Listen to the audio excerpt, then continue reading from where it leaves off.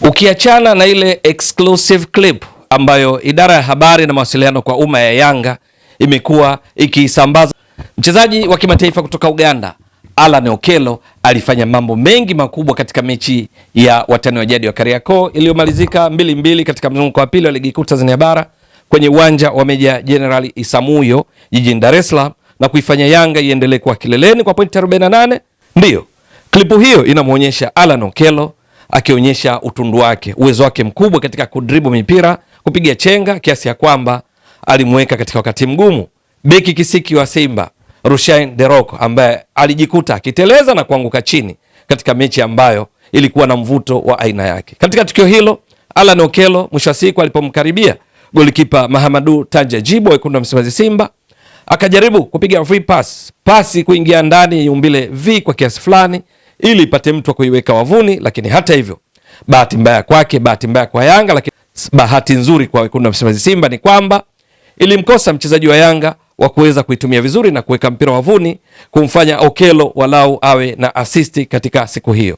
Lakini ukiondoa tukio hilo ambalo ndilo limekuwa gumzo, tukio maarufu, lakini kimsingi Alan Okello alicheza kwa dakika 78 katika mechi hiyo, alionyesha kiwango kizuri sana kiasi ya kwamba alichokimisi ni kufunga na kutoa assist tu.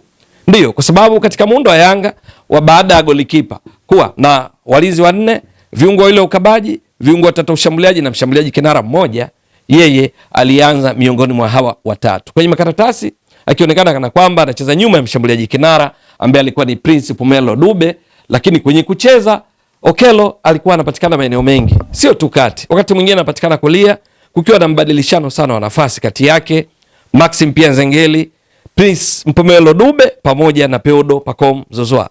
Alikuwa msumbufu haswa. Matokeo yake ni nini? Katika mechi nzima Yanga walipiga mashuti ya kulenga shabaha, mashuti 6 ya kulenga shabaha, lakini katika mashuti hayo yeye alihusika katika mashuti 3 yaliyolenga shabaha, ikiwa ni 50% ya mashuti yote yaliyolenga shabaha ya Yanga katika siku hii. Mengine kati ya hayo yaliyolenga shabaha ni bao la Prince Pumelo Dube katika dakika ya 17 na bao la Bakari Nondo Mwamnyeto katika dakika ya 50. Simba walikuwa wametangulia kwa mabao 2-0, la kwanza likifungwa kwenye dakika ya 3 na Libase Geye, la pili likifungwa na Cletus Chota Chama katika dakika ya 9. Alan Okello shuti lake la kwanza la kulenga shabaha lilikuwa ni katika dakika ya 29. Ndiyo, alifanya jaribio, piga shuti lilolenga shabaha, lakini golikipa Mahamadou Tanja Jibo akalicheza. Lakini kwenye dakika ya 37 kipindi cha kwanza, Okello akapiga shuti lingine lilolenga shabaha. Kwa mara nyingine tena Mahamadou Tanja Jibo, golikipa wekundu wa Msimbazi Simba, akalicheza. Kwenye kipindi cha pili alipiga shuti lingine la kulenga shabaha katika dakika ya 71, lakini golikipa Mahamadou Tanja Jibo kwa mara nyingine tena alimbania Okello kuambulia walau bao katika mechi hii. Lakini waliopozeka na Okello ni pamoja na Yusuf Kagoma, kwa sababu katika dakika ya 60 alilazimika kumfanyia faulo ambayo ilimshawishi mwamuzi wa mechi hiyo Hamza El Fariki, raia wa Morocco, kumzawadia Kagoma kadi ya njano kutokana na faulo ambayo alilazimika kuicheza dhidi ya Okello. Alikuwa msumbufu sana, lakini kwenye dakika ya 78 ndipo akatolewa, badala yake akaingia mshambuliaji Emmanuel Mwamengo, na ni katika nyakati ambazo maarufu kama Mengo, ambayo Yanga walikuwa wanaonekana kubadilisha staili ya kucheza wakiwa na zaidi ya mshambuliaji mmoja, kwa sababu Mengo alikuja kuingia, lakini Depo pia alikuja kuingia na kuifanya Yanga kutoka kwenye mfumo wa baada ya golikipa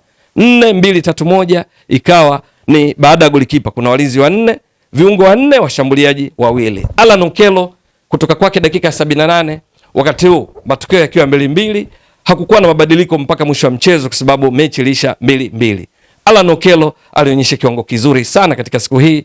Alichokikosa tu ni bao na assist. Badala yake amekuwa gumzo kutokana na tukio lile la kumpiga chenga kali Rushain Derok kiasi cha kumfanya ateleza na kwenda chini, katika tukio ambalo ndilo Yanga kupitia idara yao wangali wakiuza klipu yake kwa shilingi 5,000. Lakini mpaka sasa katika ligi kuu Tanzania bara Yanga ikiwa imecheza mechi 20, Okello kuonyesha juu ya umuhimu wake, mchezaji huyo wa kimataifa kutoka Uganda ambaye msimu uliopita alikuwa ndiye top scorer, mfungaji bora katika ligi kuu ya Uganda, akiwa na mabao 19, lakini akitoa assist 4 kuisaidia timu yake ya hapo kabla ya Vipers kutoa ubingwa wa ligi kuu ya Uganda.